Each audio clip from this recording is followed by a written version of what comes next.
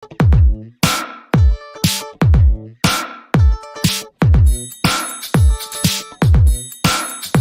we are live at Click Connect, special Friday night audit. Stay tuned.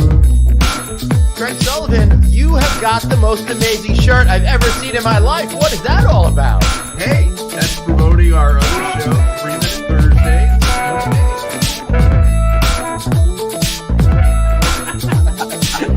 Holy shit, dude. What have we done? The mistakes that we're making right now, unbelievable. We're going to haunt us for years. Are you kidding me?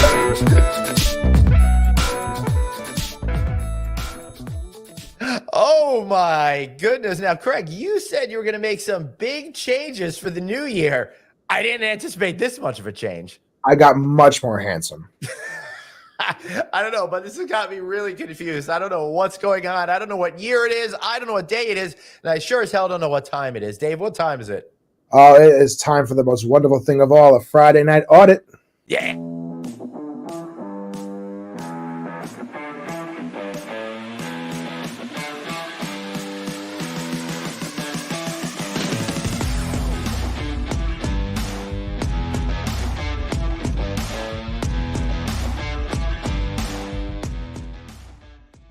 Everybody, welcome to the one and only Friday Night Audit. I'm Glenn Hausman. That's producer Dave. Craig is having some sort of technical issues. We hear something about an earthquake in LA or something like that. Dave, the extent that some people would go to get off this freaking program. I know. I mean, listen, I come on, we're about to pop on the show. I go and I see this headline. Yeah. And I'm like, wait a second. Craig really, really worked on finding an earthquake to do the show. I know.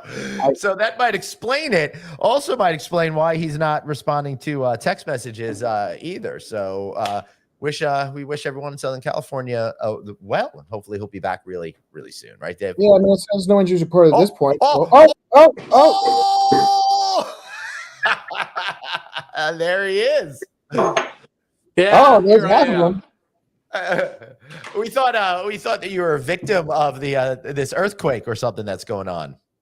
No, I don't know what the hell's going on. It's just like everything has been sideways today with electronics. Yeah. Did you feel the earthquake over there? Your sound stage isn't recognizing my camera, isn't showing it. I've got the monitor on and I can see myself in the camera, right. And my sound's not coming through or anything else. So I don't know what the hell's going on. I don't know, but you look pretty flustered, and I really love how that was me when I was in Vegas and couldn't get the shit to work. Yeah. So, I was so much worse that day, though. Unlike you, my gear does not move. Okay. Yeah, that's true. Now, Dave, I got a problem with Craig over here. I understand he's stressed, but he's cheating. He started drinking already. We haven't even introduced our guest just yet. So, did Craig, you notice the comment under my name? First things first. I want to know, did you feel the earthquake over there? What earthquake? Yeah. Well, there you go. Are you guys that desensitized to the ground shaking in LA? I didn't feel a thing. What was it? Today or over the weekend? Apparently at 3:36 p.m. So less than 2 hours ago. No, didn't feel a thing. I've had a 7-year-old in my house all day. Okay, everything. No, that's why you look so flustered. Oh yeah. No, before we go on to our guest, Craig, Lord Daniel wants to know, how was your New Year's? Quiet, uneventful. So it was exactly what I wanted. How was yours, Daniel? He can't answer that right now. I guess I'll type it in. But Glenn, when we went off the air last week, we were talking about Tick Pick. Yeah. And you were going to try to get some fish tickets for New Year's Eve because you haven't been to New Year's Eve fish show in a while. Right. Let us know how that went. That went really, really well. I was excited. Thank you so much for turning me on to that. So I waited. On New Year's Day around 11:30 a.m. I bought a pair of tickets, side stage, pretty close-ish, about halfway up, and they were $275 a pop. So not bad. And that was all in, no fees on top of that. So Go Tick Pick for not making me feel like a chump when I buy tickets and then adding another $500 in convenience but fees. What happened at that show, and you were lucky enough to see? Oh yeah, well, I did mention it on Tuesday's No Vacancy, so I don't know if I should go through the whole story, but it was great because they played a Gamehenge, which is a whole big thing in Fish lore for the first time in 30 years. This was the end of their 40th year together as a band. So it was really special. They had Broadway actors, a whole lot of costuming and theatrics and puppets and all sorts of crazy shit. So it was really, really cool. We really got to introduce our guest. All right. So let me bring because who's our guest? There's honestly no need for this guest because he's from Long Island, so he's not relevant as it is. So now we're going to get into this Long Island thing. Turns out Jimmy, one of the main characters in Fish lore, turns out he's from Long Island. So that was exciting to learn on New Year's Eve. But listen, our guest is awesome. I've known this guy, Lou, maybe 15 years or something like that. Yeah, he's nodding. Yeah, backstage. I figured it was 10, so it had to be at least 15 because I always have to, right? Because I'm just getting too damn old. So we used to know him in one form of his life. Well, we'll probably want to talk about that, but we're looking forward. That is our friend, Lou Zameryka. Welcome. What's up? Man. How are you? Hold on. Let me give you the official the applause over here. Thanks so much for being here, dude. It's great to see you. Thanks for having me. That's great. So, cheers. What are you drinking tonight? Just do it. Just play this video so we can get this over with.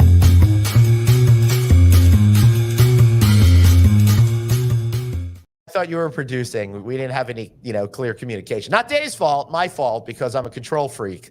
And I have to explicitly say... You've only done it yourself for the previous 121 episodes. But Dave runs the show. Only when I don't sabotage it. Yeah. So, Captain Z, what are you drinking over there today? So I have to drive to a concert after this. Speaking of concerts, but I got the Athletic Run Wild IPA over here. So that's non-alcoholic, cool. Really good actually. And now they're starting to carry this in like bars in New York City and stuff like that. I think it was a Connecticut brewery. I used to drink them at the end of races. They would just give them out to anybody who wanted to try a non-alcoholic beer. And then they started growing, and they actually taste good. And then I want to show you this, though. This is the fun part, especially with Glenn's background. So wait. Before you show it, Glenn, explain your background for those. Yeah, do that. That's probably really good. Dave, you're producing. I love this shit. First of all, I'm drinking a little Duvel. I'm excited about that. So excited you had to pause the entire show. Everybody, what's that?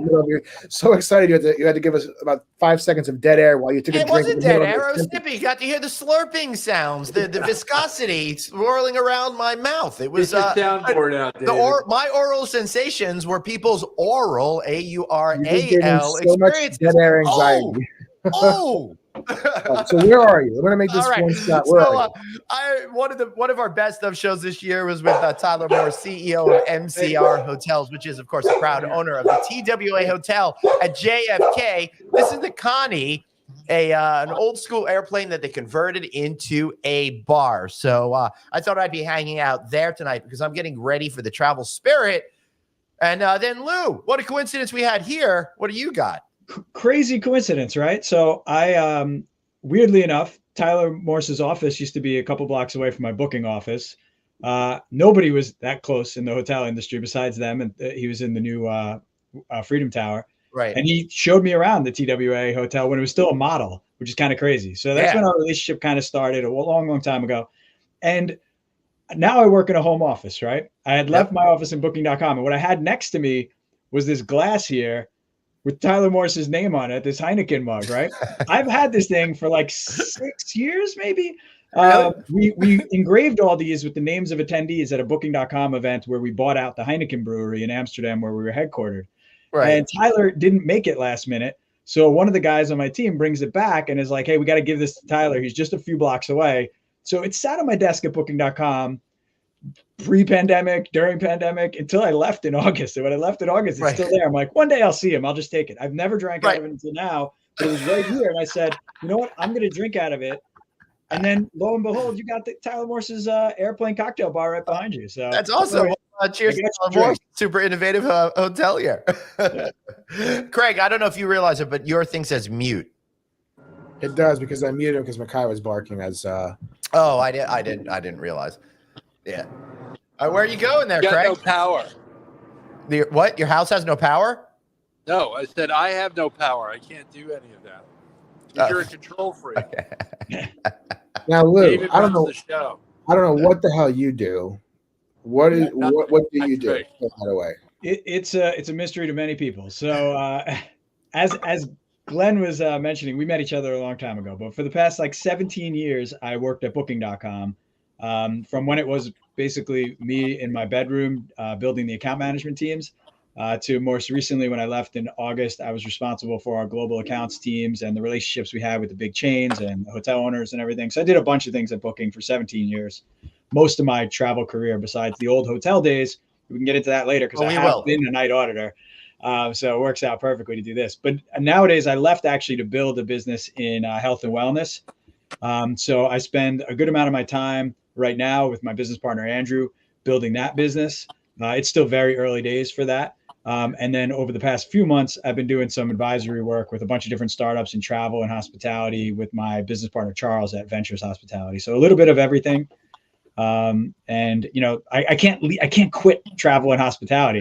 Dude, I'm so glad that you found other ways to stay in this business, because you know, there's some people that just like the business, but you're like us. You love this business and are super passionate about it. And you know, I'd love seeing that. And you're just jealous that he's from Long Island. You're not, Dave. Yeah. There is nothing to be envious about involving Long Island. It's a great place to visit. You know, that's why I'm in the travel industry. I was like, people would love to travel here. I have to help. Okay, so wait, so let's digest that for a second. Yeah, but you're in health and wellness, Lou. So you know, let me offer you a cigarette. What is the great place about visiting Long Island? Let's digest this, okay? Because you have, for most people, you have to travel through New York City, which is a hell drive. You then are either looking at, if you're a normal person, you're looking at essentially Jones Beach as your target area. Or Robert Moses State Park if you go farther out. Yeah. If you really want to be bougie, you can drive 9 years away out to the Hamptons to not be able to afford a $60 parking lot at Cooper Beach. Mm-hmm.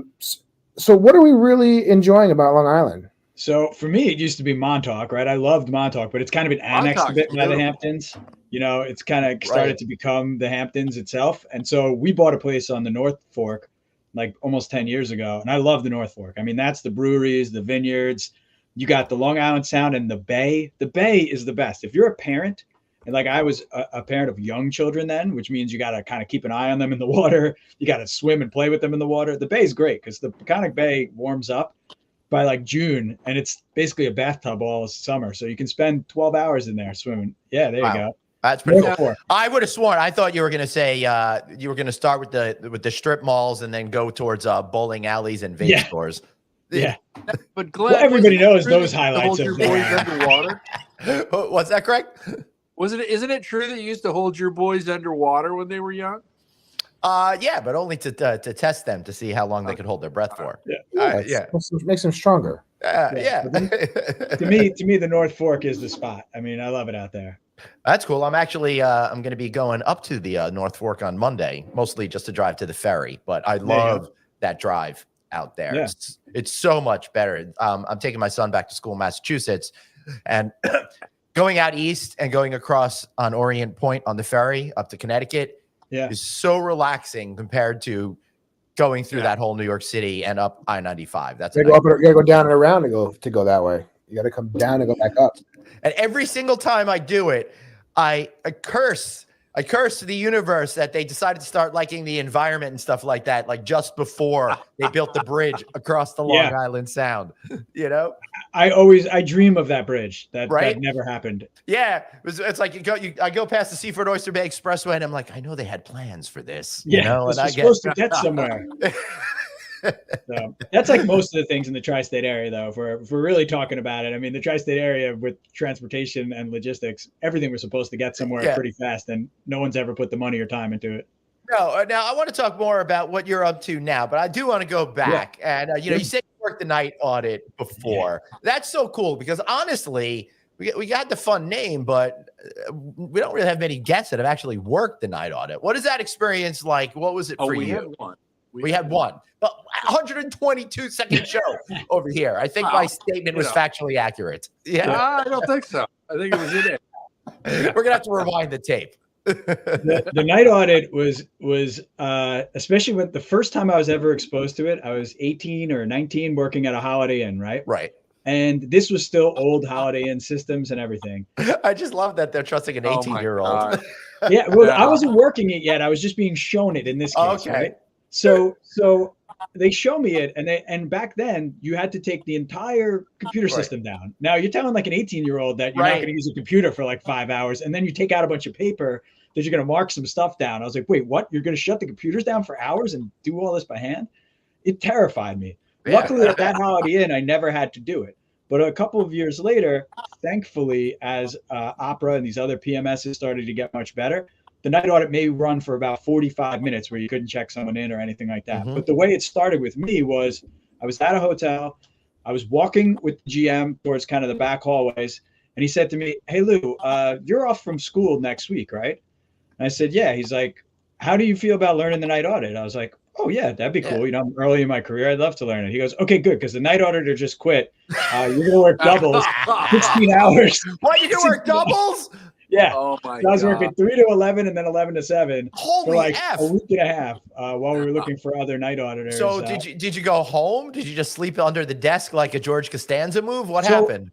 I would drive home sometimes or sometimes sleep at the hotel because it was like working on a submarine, Yeah. You're like, so sometimes you just wanted to get out of the hotel. So sleeping there sounded good, but you're like, I just got to get out of this building. Right. Yeah. But the night audit. So when I worked in New York City, a bunch of the front office managers, we had like, these text chains or email, actually it was probably Yahoo Messenger back in the day, chains. Right. And when someone lost a night auditor, it was as if they lost like someone to a death in the family because they would come out and they'd be like, I lost my night auditor. Right. Please someone find me one that's reliable because they knew that they were going to be stuck working the night audit for like 2 or 3 weeks and begging other people to work it. So it was terrifying. But Dave, what's the process like now for night auditing? In terms of like, is it like still 45 minutes? Like, what's it? It really all depends on where you work, right? So, a lot of the systems, the more advanced systems, they, the actual process of rolling the date is maybe 15 minutes, and it's all automatic and it's all easy, and then you just have a couple other things. But if you work at some of the more antiquated tech companies, like one of the larger companies in the world. Not mine, a different one. They still have a lot of older systems, so you have to still change the tapes, and you have to change the tapes. Yeah, I remember that, and I was like, "Change what tapes? What is this thing you call a tape?" So yes, there is one major company that still does that, and so that process takes quite a bit longer. Wow. Yeah, I actually, we had a property management system at a hotel once when we did the original install that was so terrible. It kept going down. We were calling them.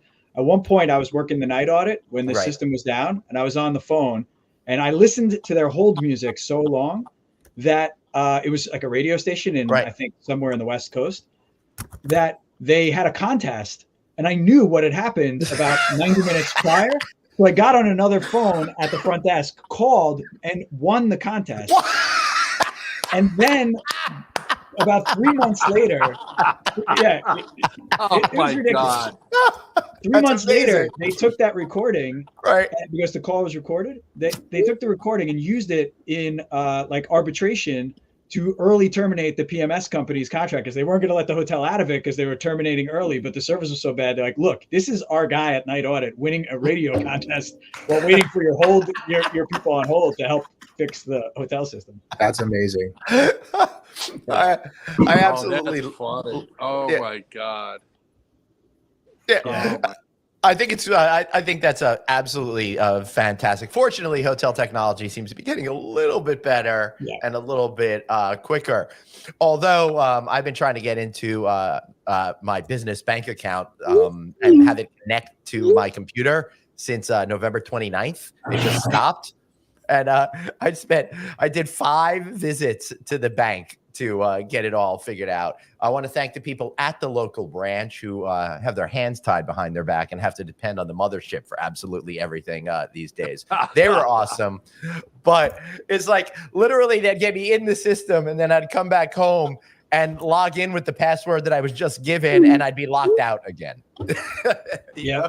Oh my God. Yeah. Yeah, fortunately, it was to change the tapes on that one. Yeah, Yeah. Fortunately, it was the holidays, and I didn't care too much. Yeah, change the tapes. That'll be our next T-shirt there, Craig. And you can find all those amazing T-shirts and purchase and support this wonderful show at your exclusive dealership for Friday Night Merchandise. Where can you guys find that? Redbubble at the Aloha Craig store. Nice. Craig has no energy today. What's going on, Craig? No, I know. He had a 7-year-old grandson all day. Yeah. The grandson all day. The gear wasn't working. Yeah. Well, get over it. You're on the show now. Okay. That's in the past. It is. You're right, Dave. You run the show. That's why you're the producer and make the If I came over there, if I was there, I'd bop you in the head like they did in the Lion King and say, did that hurt? Let it go. You know? Nikki Fox says in junior high, she lived in a rural area, so we had a satellite. I watched all TV East Coast time and made my friends think I was psychic. That's a good That's one. good, Nikki. You know, I never lived that down, but I did that with my mom. For Way some to go, reason, Nikki. on the East Coast, Jeopardy on WLIW would air 30 minutes before Jeopardy did on ABC. And I have no clue why. WLIW is the Long Island TV station, right? Yeah. That's for the audience, Yeah, and Long then Island. the other was the New York City one, but we got both, right? Yeah, and I would watch it half an hour before and then go answer the questions sitting on the couch with my parents and grandparents. My mother went from thinking she had a genius child to thinking she had a lying cheek, God. like within a course of a week. You know, that line is extremely thin. Yeah, exactly. That is amazing. That's funny. Oh my God. Yeah. Now, were they beating you up when your grades came in at? Yeah, exactly. They couldn't figure it out. They're like, we know you're not that smart. Like, what is happening here? That's great. More clever than smart. Yeah, so Lou, you seem to always have a way of finding yourself in the middle of things, and we had met, and I remember you telling me a whole lot about how you worked at Gansevoort back in the day. Yeah. Now, this is when Gansevoort was the hot new place in town. I mean, hot. You for those who don't know it, that might be a little bit younger. I mean, this was the place you wanted to be in all of New York City. What was that experience like for you? Yeah, it was quite a interesting phenomenon because myself and most of the front office came from just traditional hotel backgrounds, right? So typically back then, if you worked at like a Schrager boutique, you were maybe an actor or wannabe actor or actress, right? That was either waiting tables or working a front desk. We were hotel people. Like Hugo Boss provided the suits, so we would put on a Hugo Boss suit. And for most of us, it was the first time we haven't had a tie on in either school or in work, right? So we had to just get used to that. So that's how kind of square we were for how cool this place was. Yeah, for sure. And I should let people know it was in the meatpacking district of Manhattan, just as that whole area was coming into its own and was the cool new thing. I think I'm a little fuzzy on years, but Stella McCartney had just opened her first boutique and it was there. And it was like where all the super cool stuff was going at that particular time. Yeah, I mean, it was, that was a parking lot that what you're looking at right now. And when the Achenbaum family and their business partners, started to build, I mean, there was nothing there. When I used to go there, it was still just a few people kind of left over from the club scene. And these were like underground clubs too, not even the big factory New York City clubs. But we had this rooftop bar and people would wait around the block to get into this bar, go to the bar. No one even knew the name of the bar. When they'd come back down to the front desk, if you asked them, like, so what did you think? They had no clue. They didn't know the name of the hotel. They didn't know the name of the bar. People would wait a block online, not knowing what is at the front of the line.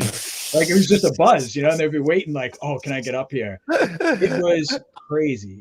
Wow. That's absolutely. And also to set the context, now everywhere you go in New York City has, I always joke that it's required by law. You have to have a rooftop bar, but that was one of the first ones, may have been the first one of any meaning. There was really that. There was like one or two others, and this started the real trend. Like this bar was, because it was sizable. Like the whole rooftop and pool area was pretty sizable. So finally, it could be a real club scene, and all the celebrities stayed there. When I used to work the night audit there, I only did it on Sunday nights. Right. And Sunday night next door, there was a club called One Little West 12th Street. Mm-hmm. This place was the most exclusive party in New York City. These other promoters took it over. Right. It was like $10,000 minimum to get in. Woo. I mean, the bouncer and his brother who ran this thing, or the doorman and the brother, they would drive an old, terrible Volkswagen Jetta there because people would attack their car and like find out what car theirs is and break their windows and everything. Wow. I mean, because they wouldn't let them in. It was, what a scene. I mean, for a guy like me who was just kind of coming in and out on the Long Island Railroad as a hotel dude, right. I couldn't believe what was happening. Not only that, but just to be a young guy who, hasn't had any exposure to this kind of stuff. It's pretty like heady to go from, Long Island kid running out to get a bagel to, oh my God, I'm in the center of the cool universe in New York City. Yeah. Like nothing like, having to park Lindsay Lohan's car because her mom left it in the middle of the street and stuff like that. Were you nice enough to crash it for her, or did she just do that herself? Well, it's funny. Like Lindsay stayed there for a while and she was fantastic. It's just like she was going through a rough time at that particular time. That was when she was a guest. So I felt really bad because she's also from Long Island and I knew people that went to the school district with her family. Yeah. So it was a rough one. I feel badly for a lot of young people in particular that are in those situations. You get put into this insane situation and then you're expected to know how to behave all of the time. And at her age, she was being like totally robbed of being able to figure out who she is, right? Yeah. Like nobody knows that, well, now they will, but nobody knows like that, like the time I would pass out on, a fraternity's lawn somewhere and the campus cops had to help you home and stuff like that. Exactly. Right? Yeah. Not particular to her, but what I learned, and probably our colleagues that work in hotels that deal with celebrities really would learn, is like the big celebrities are very easy to deal with. Right. Like they have their kind of systems down. They have a couple of their people, but no big entourage, right? Right. But when you get to this other level where the hype machine is really what makes them the it person, it's a mess, right? So these people are kind of like B or C level, but they have such a crazy entourage and crew of them that it's chaos, because everybody's feeding off of their celebrity or their few minutes of celebrity. Yeah. So I learned that. Someone explained that exact phenomena to me a long time ago, and the way that they put it made a lot of sense because I was working at a hotel, fairly big hotel, one of the major airports in the area, and we would get a variety of sports team, professional sports teams, celebrities, actors, but also you would get a lot of the C-level executive suite people, things like that. And I was commenting one day that, we've had, and don't forget those Diamond Club members that were, we had the top of the top level. We're not mentioning any names, are we, Glenn? So it was not my current company again, but we had the top of the top level celebrities. And then, I said one day, I was like, these celebrities, they are so easy and fun going and just, they'll talk to you, they'll joke with you, they'll laugh with you, cool people. And then you get these like C-level executives that are just complete assholes at times. And somebody said it, I forget who it was, I forget even what department they were in. And they were like, it's because celebrities have made it. They're there, they made it. They don't need to be anything. The ones who treat you or treat the team the way they do is because they want to have made it. Right. Yeah. They're acting as how it feels to make it, when in reality, once you've made it, you don't have to do that. Yeah. No, we had great guests. In fact, Tom Brady used to stay there all the time. And I remember still that we had the rooftop bar, as I mentioned. He came in very late, went and picked up something to eat. This is a long time ago, like maybe pre-People's Sexiest Man, like somewhere in year 1 or 2 of his starting to be famous. And he's standing at the elevator, and 2 girls come down from the rooftop elevator. The restaurant and bar is going to close soon. So I knew they were going to lock off the elevators if they didn't already. They're speaking to him at the base, just probably any chit chat you're going to have, right? Right. They come to the desk And I said, "Oh, what were you talking to the guy about?" They're like, "Oh, nothing, just like his name's Tommy staying here." I was like, "That's Tom Brady, the guy who just won like People's Sexiest Man of the Year or whatever." Right. Like, they go running towards the elevator again, but they can't get back up because the bar is closed and they're not guests. But I mean, it was so funny because I'm watching them because he has a hat on and everything, and he's literally just eating like probably a kebab from the street while talking to them. That's crazy. I mean, listen, it's like when I met Pat Benatar, right? He was a great guy to be around. Yeah. I enjoyed his time with us at the hotel. He was a good guest. That's really funny. Dave had an unfortunate experience where he's not the same demographic as the hotel guest and kind of confused certain things. Do you know who Pat Benatar is, Lou? Yeah, Pat Benatar's. That's why we said he. I was like, wait a second. Yeah, exactly. Oh, all right. Well, I thought that I was going to, at least be a little bit justified here, but I guess not. Well, you know what the thing is, if you live on Long Island, I worked at a hotel that was near one of these like the Westbury Music Fair, Glenn, that kind of a small, I don't know, performing arts. Hey, I might go see Styx there in a couple of months if I happen to be in town. There you go, Styx. So like Pat Benatar or like people I've kind of almost never heard of ended up being our hotel guests, and that's usually how I found out who the heck they were. That's how I found out who she was. I had no idea. That's really funny. Same here. Nikki says, I'm going to hit you with my best shot. There you go. Now, Lord Daniel has a question for you. Yeah, I was just going to say that. He wants to know, Lou, what's on your bucket list this year? Bucket list. I try not to. So I'm really motivated by the fact that life is actually long. So I don't think in bucket list terms. I just think of things I'm going to accomplish. I don't need the motivation. Well, that's because you're a runner and you lead a healthy lifestyle. Craig and I are on bucket list alert constantly. Yeah. So I think about like it a little differently, but I would say, I mean, the number one thing on my list, I am a runner and I've done quite well as a kind of adult athlete running. But I'm going to begin helping disabled runners this year, right?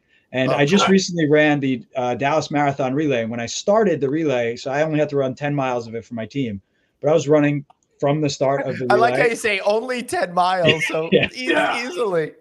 Well, I was running fast and I was running at the front, and there were people there pushing wheelchair runners, right? And they were pushing pretty fast. And I was like, man, that's so amazing. Yeah, really there was this ad at LaGuardia for like 5 years. I don't know if you remember this at the old LaGuardia airport about a dad pushing his son in a wheelchair, right? You know exactly what I'm talking about.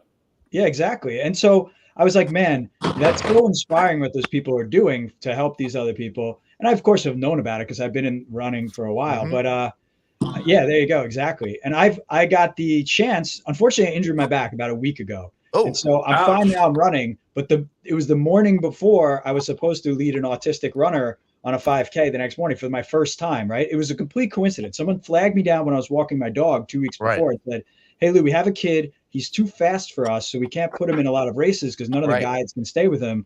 Would you consider doing this? And I was like, you know what? I was just in Dallas thinking to myself that I should try and give back in this way. Awesome. And, kind of so bucket list wise, I'm going to focus a little less on my own running this year in terms of what accomplishments and do some of this type of work because it just seems like it'll be really fulfilling and really helpful for other people. So I love that, man. It feels good to get that point in your life where you feel like settled and you're confident so you can start to focus on bringing others along and giving back to this universe, right?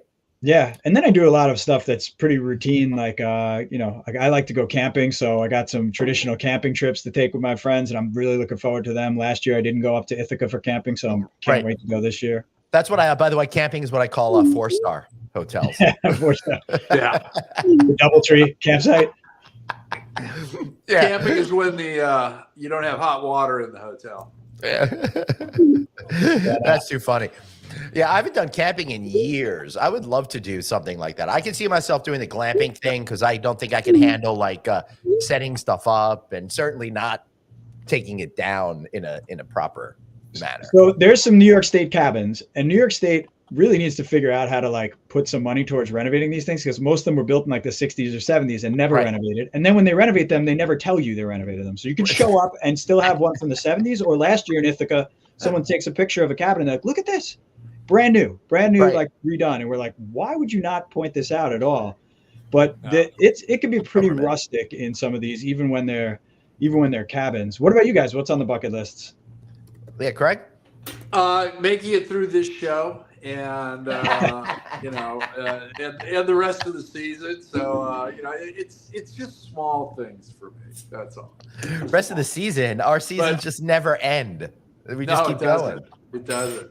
But it's funny that you talk about those state-owned cabins. We've got a bunch of them down in Laguna Beach that the state had leased them out decades ago, took possession of them again and completely renovated them and did a big thing about it. And they're constantly rented now and sold out every summer for at least the past 10 to 15 They years. did that on the South Shore of Long Island too, in Heckscher Park. And they're beautiful. And the CVB covered it and everything. I mean, these cabins are beautiful and on the water. But to your point, there's 10 of them out of like New York State's, 10,000 cabins. Right. It's almost, every time we go up, because we repeat in some of these places. And I'm like, it's closed. I just finished in Sebago, upstate New York. The last weekend is Columbus Day weekend. Then they closed them because it's too cold. I'm like, you have from October to like May. This thing is maybe an 8x10 cabin. Yeah, and that's what it looks like. That's cool. I'll read you the exact text I sent to my brother when camping reservations became open for October, and this was just this week. I said, hey, you should consider coming. You got to book now, October 3rd to 14th. By the way, no dogs allowed. It's freezing cold, and the cabins are terrible, but everybody has fun. His wife texted me. She's like, way to sell it, Lou. Way to sell it. Yeah. That's awesome. Send that information over to Glenn. He'll love it. He'll be right on it. Yeah, totally. I'm like afraid to stay out at the House and Resort Pool Club and Smokehouse backyard past 10 a.m. because it's 10 p.m. because it gets a little chilly. I like Kim's comment that she's going to Alaska in May with nonstop flights. Ooh, that's freaking awesome. I like that. Yeah, where's the nonstop flight from? Well, I guess there's got to be a nonstop flight for somewhere. Seattle. From somewhere, right? Probably on Alaska Airlines, maybe. There you go, David. Thank you. Well, it said, and she wrote, I'm going to put this back up. She wrote DL, which means Delta nonstop flight. So, Dave. Oh, yeah. So maybe Seattle. Delta. Atlanta. Wow. You know what's going to be so cool? Because that flight probably super expensive. She's going to have higher status than Glenn this year. Yeah. This is my first year not diamond. I'm already, first of all, I'm locked in. I'm locked into my platinum status. I already sound so insecure and defensive right now, but I'm a little insecure and defensive.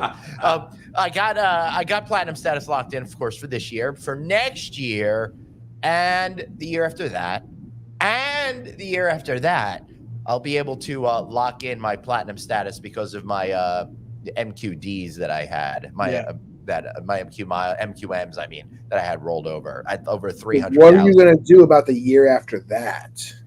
Dude, gotta work it. Don't fuck around because I'm already worried about 2028. Yeah, don't get him going on that, David. Yeah, seriously. This is my first year not being either Delta 360 or Delta Diamond. So this year. So I earned platinum in 2023, but because of less Amsterdam trips, because I left booking, I'm only going to be platinum next year. But I've been diamond for a long time. And the crazy part is, have you guys seen what, I don't know what they say is in 360 now, their secret tier that they now talk about. But back in the day, they didn't talk about it. And the things that they gave you extra in it, I used to joke because you could pick another gift and it was like Tiffany glasses or a Tiffany ice bucket. Yeah. And they would pick you up in a Porsche to take you quicker to the gate. Yeah. But I said to my wife, I'm like, this is for like people that are constantly late or appreciate things that like are really fancy. I'm like, what is this going to do for me, this status? Like there was no real other purpose to it. For those who will be uninitiated, Delta 360 is an annual invitation-only membership for our most loyal Sky members. A Delta 360 membership offers Delta's most premium suite of benefits and services exclusive to our top members. For 2024, it is entry into Delta 360 will extend it to a very small percentage of Diamond members. You don't qualify, Glenn. Sorry. Considerations include, but are not limited to, overall Delta flight activity. I don't even know what that means. Premium product purchases. You can purchase things. Oh, how nice! This is what you have to. This is what you have to do. Yeah. To get in. Yeah. But honestly, I don't want to travel that much. Delta and like I said, the benefits were like I mean, I like to show up at the airport early because I want to see the guys in the lounge and the gals in the lounge, say what's up. I don't like to be rushed. So like the last thing I need is to just start showing up all willy nilly and get put in a Porsche to the front. Well, the Porsche is really good for if you have a connecting flight in Atlanta or something like that, for example. And I will tell you, one time I had an experience where I went to these PS suites. I got connected with my friends over at the TSA. Thank you, TSA. You know how much I love you. They connected me to the PS Suites people, and I had a chance to check this private area, which is separated completely down by where all the private jets are at LAX. And I got this like hotel room basically without a bed, and I had drinks, and you can shower if you want. And you have a private TSA person that you go through with the there, and then they put you into a car, a limo kind of a car or a Porsche or whatever. They drive you down the tarmac and you go right there up the side stairs and then right in. So that was cool AF. That sounds fantastic. That is awesome. Definitely not Delta 360. Right. So, but if the Delta 360 part is you get off the plane, they meet you, they take you on that Porsche, you drive on the tarmac, which I'm telling you is so freaking cool. I just love airplanes and airlines and the whole thing. So it's the coolest thing. So to drive around that and then to be able to go up those back steps and right in, I think is pretty neat. So there's that aspect of it, but I don't want to travel that much that Delta knows me that well. Yeah. I loved the Delta. I mean, the service for the people at Delta, I really love the employees there. I've thoroughly enjoyed like being on one of their planes practically every week for the past 15 years. It's nice. Like it's never really there's problems obviously like every airline, and you read about all the crazy waits and this and that, but ultimately the people have been really nice. I tell them that all the time. I actually the last trip I took before the new year, I wound up waiting and I was hanging out next to a couple of Delta flight attendants. We talked for like 15 minutes and had just like greatest conversation. They were so much fun. Yeah. So that was pretty awesome. So, Lou, I think it's also cool that you do a lot of leading of runs and shit at like conferences and stuff like that. And I'm gonna be at the Remington Hotel's annual event at the last week of February, hosting it. And you just did a race with Sloan Dean, their CEO, and Raul, another one of their top executives, right? Yeah, we did the Dallas Marathon Relay. So there's a corporate relay that's part of the marathon where you get to kind of split it up between usually 5 runners. We did 4, so I did 2 legs. But in 2017, we actually won the corporate relay with our team. So now we got back together. There was a break for COVID and everything, and we ran this year with one of the companies that I advised. Pure Wellness was like our sponsor for it. Nice. And we had a good time. I mean, it was a great run, and I'm always happy to do it. You should make Sloan and Raul run with you when you go there, or make them run for you. Say, hey guys, I hear you're really big into running. And maybe do a couple laps, warm up the crowd before they come in for the first opening keynote. I don't want to have a heart attack before I earn my paycheck. Raul's a big runner. Raul Maranta, the chief commercial officer, he did a bunch of marathons and I had no idea this year. Yeah. There's a lot of them in every industry, obviously, but in the travel industry, I run into a lot of people that love to go for runs. And I've also seen a lot of people that have traded in the drinking for running and exercise and stuff like that. And it's a nice move to make in the latter part of your life. I would always, before conferences, I would try and organize like a group run just so people could actually see the because you said it before, Glenn, like sometimes we travel so much, you don't see anything, right? You just exactly. Like, I was in an airport, and then I was in a Marriott ballroom, and then I was at a steakhouse, and then I was back in the airport. And I was in a cab and back at the airport. Lou, this is exactly my life. And people for years would say, "Oh, you get to do so many great things, go to all these great cities." I'm like, I look at whatever's out my taxi window, and I said, and that is really about it. But I could tell you the best ballrooms in the entire country. If you want to know about carpet or chandeliers, I am your guy. Basically, I think for me, I like to find if we're at a meeting hotel that can get me some outdoor breakout access or evening cocktail outside, I'm good. But like the rest of it, like sometimes they're like, we picked the best place, the beaches. And I'm like, what am I going to do with any of this? In fact, I don't want to see people having a good time while I walk to your windowless ballroom. I know. Nikki Good point. unfortunately, talking about travel and flights, Nikki unfortunately had a very negative experience, courtesy of one of Craig's good friends. And I know, Craig, you are a staunch and rowdy supporter of this person. So I think you need to give that person a shout. Text, let them know that they caused Nikki an inconvenience, because one time she was stuck on a tarmac when your boy Trump landed right before she took off. Yeah, So, not Craig, my boy. That's Glenn's relative. Yeah. No. And secondly, took you a while to get that out. one time at LaGuardia, way back in the day, I got stuck on the tarmac for one of Clinton's famous haircuts. So that was exciting. Yeah. I got stuck on freaking 1 and 9. So for those who know New Jersey and UT, so there's 1 and 9 goes towards Newark Airport. It does pass it. I was in a portion that wasn't even near the stupid airport, and the whole friggin' row was shut down because Biden, who wasn't even president at the time, he was VP at the time, was traveling to fly to Newark Airport. Had to sit in the goddamn 1 and 9 for 20 minutes. Wasn't even going towards Newark Airport. I was going to veer off before I even got there. Oh. Fuck all you presidential travelers, even if you aren't the actual president. It doesn't matter what party you represent or what your beliefs are. Screw you for making me late. I cannot stand the entitlement of all of that. Why do I have to suffer? I've been stuck with presidential or other political things at least 5 or 6 times at airports that I could think of. You see it sometimes. Your lot in life, Glenn. Mm-hmm. Come on, that is your lot in life. They have no problem.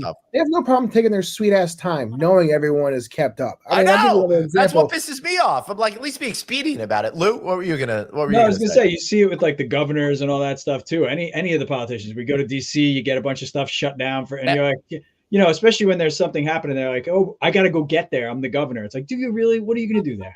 Yeah. Yeah. Well, you pitch in the photo op. If he or she doesn't get that photo op, then you're really missing out. During UNGA, we have I'm in the Midtown East, right? We have several delegations around here. A street was closed off for about a good 30 minutes where nobody could go up or down the street because this one foreign president, who I guess has a controversial policies that people from his country protest, whatever. Not the point of the conversation. He was going to be leaving the embassy the embassy at some point.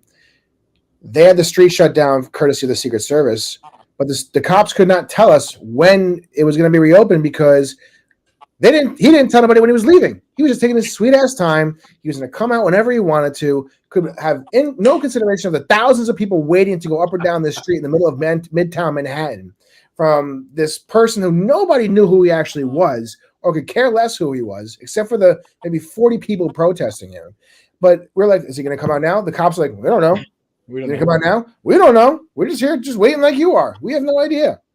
Couldn't care less about anybody else. This year during UNGA, I was over at on the east side of Manhattan in a meeting, and you see, like you said, Who would schedule a meeting in Midtown East during UNGA? I just had to walk over there, right? So he already had his office there. I just had to walk over from Grand Central. But besides the shutting down of the streets, what people don't realize is they idle like every large vehicle we have in New York City to protect the streets, garbage trucks, everything. But at the same time, on the west side of Manhattan in the Javits Center was like this, I forget the exact name, but it was basically the World Climate Conference. Right. So you have like the west side is focused on the climate and sustainability. I had to go there to have a climate meeting later. The east side of the same city, like a mile apart, has every large truck idling, burning gas for like 5 days while this other thing's going on. I'm like, only in our world could these two things be occurring a mile apart from each other. The irony is completely lost on them at the same time. Gotta love New York. Yeah. Gotta love Manhattan. Now, Craig, Lord Daniel wants to know, aside from myself, how many celebrities have you ran into in the last 5 years? Can't tell if Glenn froze or he's just thinking really hard. Glenn is the biggest celebrity out of all of them. A celebrity is his word for asshole, Lou. Now I'm thinking too. No, there's been a few. We used to have few of them here on the island, then a bunch of them that resided here in Newport Beach, besides and subsequently to John Wayne. But we've got a lot of the Lakers still live in Newport Coast, so you see a lot of them around. You see Kobe's family around. Karl Malone has got a number of houses in one gated community, and it seems like all of his family comes to see him. So he moves from one house that they're all in to another one to be by himself for a while. Nice. Ultimate luxury. Yeah. I will say, mostly I run into celebrities because they're hired by X big muckety muck conference, and I happen to be, doing stuff with them. Yeah. So, but other than that, the coolest celebrity interaction that I've had in the last couple of years was at LAX. This was fun, Lou. I got pulled aside for a second search with Wolfgang Puck. So we got to hang out for a couple of minutes. So that was a lot of fun. That is pretty cool. And I reminded him when he made me a salmon pizza at the opening of a place that he had at Borgata back in the day. Nice. And I reminded him how he called it a Jewish pizza and stuff like that. And we had a good laugh together. So that was a lot of fun. My favorite steakhouse is bringing people together. Mm-hmm. My favorite steakhouse in New York City is Wolfgang's, and it's not his restaurant. Everyone always confuses us for that. Yeah, but that's probably been around longer than he's been around. Even. I'll be honest with you. If I was in your same situation where I was with Wolfgang Puck at TSA, I wouldn't even know who the hell he was. Like, I mean, I know the name, but I couldn't tell you what he looks like. Certainly not in person. I would have no clue. He'd be John Doe to me at that point. Yeah, well, you know what, David? In a few years, when the insomnia kicks in because you're worried about all the kids, few years, start seeing his commercials on television late at night. Right. Like, I know I've seen a number of celebrities where people say, "Oh, that person's like YouTube famous or this famous," but I'm too old to be part of the cultural zeitgeist. But I know all the I know all the chefs. Because I don't know any of the YouTube or TikTok stars. I don't know who the hell Pat Benatar is. So where's that leave me? Yeah, you got both spectrums not covered there. Yeah. I know. Listen, late '90s to early 2000s baseball players. I'm all over it. Are you? There you go. I'm all over those. Who's Steve Garvey? You don't know? That's not. I met Steve Garvey once.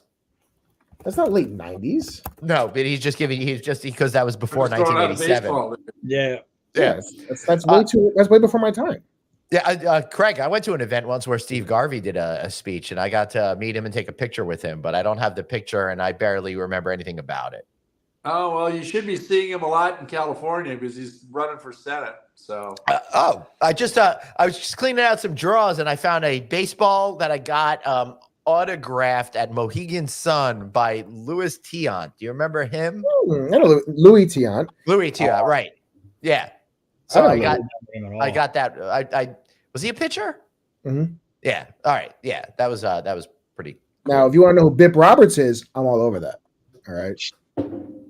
I don't want to know now, but maybe I'll want to know in a bit. That's about the celebrity. Or when I was in sixth to eighth grade, huge wrestling fan. So I could also do late '90s, early 2000s, like nothing past 2021 or 2001 wrestling. Yeah. But before that, when I was like, who was your favorite wrestler all over in that age group? Oh man. Okay, David, what wrestlers were I would in say the Princess Bride? Andre the Giant. I would say Crow Sting was probably my Crow Sting. Wow. I don't even know who that is. Probably my top dog. Right as I was coming into that, I started off really hot in WCW. Moved over to WWF, but I was out of the whole thing by like 2000. Gotcha. Like once I got out of eighth grade, I was just kind of done with it. I love wrestling. Mr. Carter saying he met Nicolas Cage at the Observatory and he was a real douche. Well, that doesn't really surprise. I met Vince Vaughn in Vegas a while back. My one time in Vegas, we met Vince Vaughn. Did you ask him if did you tell him we'd be up 500 by midnight? That would have been awesome. He had no interest in talking to us whatsoever. He was standing behind a velvet rope on a cell phone. My friend who was drunk just happened to see him, like, Vince Vaughn, dragged us all over there. He was very nice. Very, very nice for a bunch of young idiots bombarding him. Yeah, that's Took our hands, was on the phone, and then we were on our way. He was very, very nice. Also, yes, Arnie, I did. Yes, I did in the last 5 years get to meet one celebrity, this guy Anthony Melcuri. So that was really cool. I was gonna say, I'm surprised you haven't name dropped such a big name. Yeah, I forget that he's a celebrity because we're such good, because we've known each other for so long. That's cool. I do know Bill Goldberg. Arnie, get me an autograph. My wife would actually love it. She was actually a Goldberg fan when she was a kid. Make that happen for Click. That's pretty cool. Goldberg was like a force of nature. When you first saw him, you're like, what the heck is this guy? Yeah. Nikki says, do I know her cousin Maggie Sasser, 1987, which is the year I was born, so no. That name's real familiar, though. So it's actually funny. There is no history prior to 1987. It's actually really funny that the year she put there, 95, because I do remember going to a Yankees playoff game or a Yankees game in 90. It was Don Mattingly's last game in 95. Wow. I do remember that. I don't remember anything else, but I very much remember the 1996 Yankees World Series run.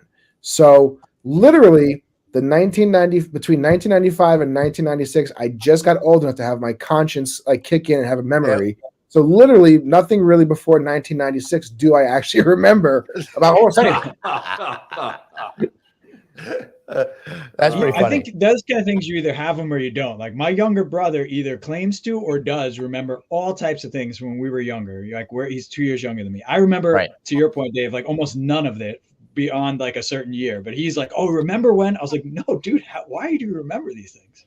Yeah, I'll tell you, I used to remember a lot of stuff, but now I'm so damn old, I don't remember anything of it. Like my childhood is like four pictures in a photo album. That's about it at this point. What's your name? Who are you? Yeah, well, that much I remember because it's constantly reinforced day to day. It's Glenn with one N, right? Yeah, absolutely. I honestly wonder how many of my memories are my actual memories, or I remember them through pictures and video and so stories. That's what I say to my brother. I'm like, you just remember this because you're envisioning something that you could feel like happened, but that's it. Oh, there you go. That was a picture that was taken of me 10 years ago. 10 years ago. We still have that in a Click program. Do not run that shit. That is fucking old. I hate, one of the things I hate is when people give you those fucking headshots that are like 15, 20 years old and they look nothing like it. Speaking of which, where did you find my picture? The picture that was on that LinkedIn post looks like me from like what my wife would have called Fat Lou time. She's like, what? I can't wait to show her that. It was 2018, and it was on your Facebook page. Yeah, there you go. You're lucky that you didn't have a Halloween picture up like Arnie G did, because we used his, and he was in an orange jumpsuit with a fake neck tattoo. Oh yeah, I got some great. I don't mind embarrassing pictures. I got some great ones, but I was just like, where did not on YouTube or not on Facebook? No, yeah, I don't use Facebook too much. Well, I never thought of you as a fat Lou, but I do consider you like super trim, healthy Lou now. And every time I see you, I have a little bit of jealousy that you're always looking so good. If I'm successful at my new endeavor, everybody will be able to be very healthy and live a long, healthy life. So could you find a way for me to also sleep in and be able to eat more ice cream? I sleep in, yes. Sleep is a very important part of it. Dude, so seriously, I have so many freaking sleep problems. It's ridiculous. What sleep? Yeah, exactly. Yeah. I'm the GM of a hotel and I have 3 kids, so I don't know what that is. Yeah, but aren't you and your bride trying to have twins now too, David? Anyway. He's gone. I think I've also just canceled my Click ticket. I no longer support anything Craig does or wants to do. The best part is he can't even get back in, and I'm not going to let him back in. Dave is actually sleeping in a separate bedroom now. He's really afraid of that exact thing happening. Don't worry, Cooper's so clingy that he makes sure nothing's going on. That's hysterical. Oh shit, Dave. Yeah. I didn't realize what time it was. Yeah, exactly. Do the last part. All right. Well, it's also the best part.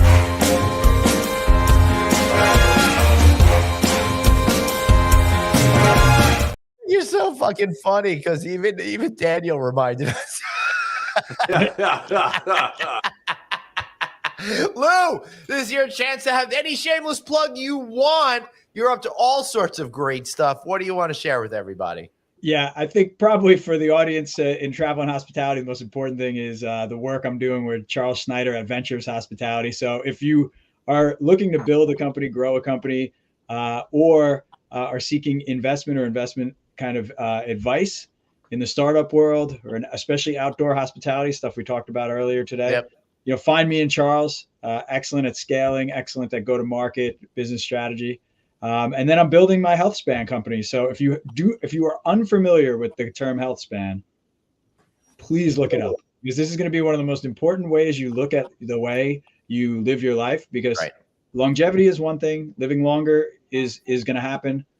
Yeah, but you gotta be able to enjoy it. Yeah, too, exactly. Right? If you can't enjoy it for 20, I don't need to be hooked years, up to a machine. Exactly. A person's health span is the length of time that a person is healthy, not just alive. Yeah. So medical, doctors and science will keep intervening to make your life a little bit longer and stop certain tragedies. But if for 20 something years, all they do is keep making you live a little bit longer, but you can't actually live the life you want to live, it's a problem. But there's, I'm going to do all my, my part to challenge the doctors, make me live healthy. Right. But we're on to it. So I have myself and a business partner really working on the commercial model around that. So excellent. Dave? Nothing. What am I doing? Beautiful. Hey, welcome to the potentially the first accumulative snow in New York City in 2 years. Yeah, seriously, we're expecting a huge storm on Sunday, maybe 2 inches. Yeah. Well, maybe on the island, but I've heard it's supposed to be potentially just wet kind of rain, maybe like a wet snow that's not going to stick. But it has not been an accumulation of snow on any single day more than an inch in New York City in over almost 2 years. We may break that record. So Jerry is saying, hey, set your goals low and achievable, reduce stress. Totally, dude. That's exactly what I do. Increases my health span for sure. I do the lowest Monica report possible. That's why we do this show, Glenn. Yeah, right. I walked 800 feet today, but my goal was 300. So I feel you did it.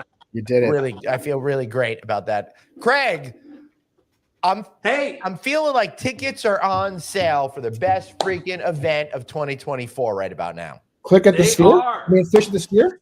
Yes, that's it. We're selling tickets to the Academy Awards. So no, we said a good event. Yeah, but you'd be moderating with Jimmy Kimmel. You could both pick on Aaron Rodgers. So I think listen, I was born and raised a Jets fan, so I've got a lot of spilkis over how to handle all of this development. Yeah, but Aaron Rodgers is no Joe Namath. Can I go on stage and slap Glenn? It was two of the most average plays I've ever seen for his season. Whatever. At click 7, can I go on stage and slap Glenn? Sure. Yes. For charity. We got to do it for charity. Yeah. I mean, seriously. If anything's gonna happen to this mug over here, how about the moneymaker? Yeah. For the Actors Protection Fund, so we can protect Chris Rock's face. Listen, I'm never gonna say anything about Annie. We don't need to go that way.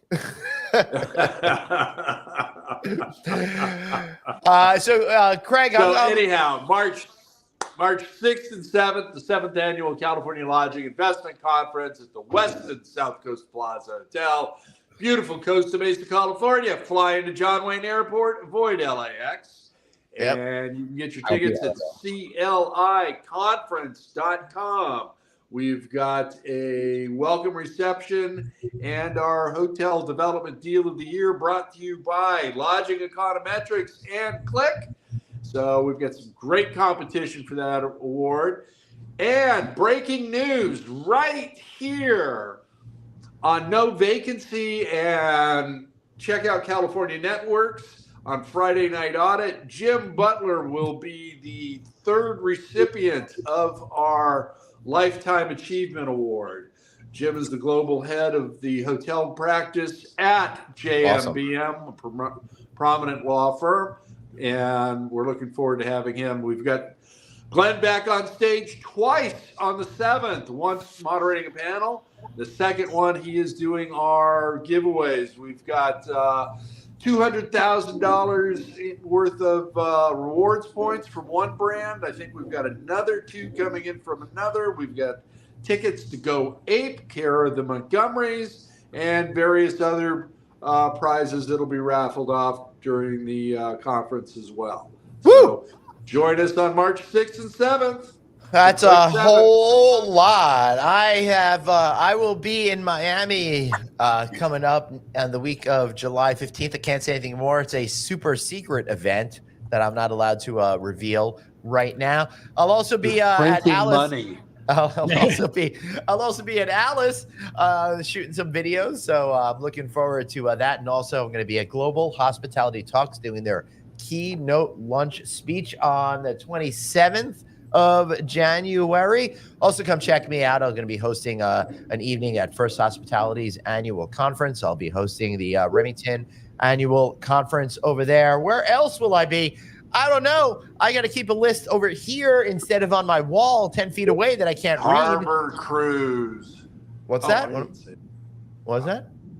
I didn't say anything. All right. I don't know where I'm going to be. Hey, you can definitely catch me at the Sphere April 18th, 19th, April 20th, 420, and April 21st for my bucket list trip of the year. Craig, I'm a little worried because after that, I don't know what I'm going to be able to do with myself. I don't know either. I mean, that's. I think you got to gas up that private plane of yours. Would you consider, assuming the show is going to be as explosive and as amazing as we expect it to be? Yep. Would you consider retiring from Fish? No, I will never retire. Although there's a lot of dumbasses online right now saying that between the fact that they did Gamehenge, which is a big deal, like I said, plus the Sphere, plus they're doing a festival in August, that they're going to retire after that. No, they're not. Hey, text hotel, the word hotel, to 66866. Get our Sunday night newsletter, all of No Vacancy shows, plus Friday Night Audit in there. Thank you so much for watching. We'll be back here right here. Same bat time, same bat channel, 5 p.m. next Friday. See you right here on the one and only Friday Night Audit. See you next week. Have a good time, guys. Aloha. Bye. Aloha. Don't talk over